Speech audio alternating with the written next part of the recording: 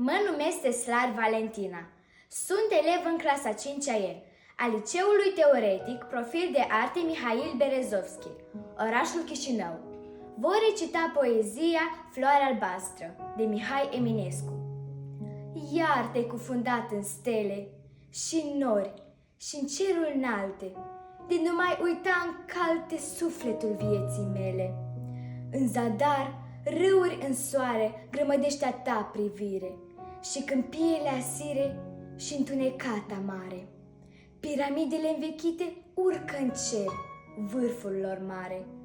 Nu căta în depărtare fericirea ta, iubite. Astfel, zise mititica, dulce netezind în părul, ah, i-a spus adevărul. Eu am râs, n-am zis nimica. Hai în codru cu verdeață, unde zvoare plâng în vale. Stânca stă să se prăvale în prăpastia măreață.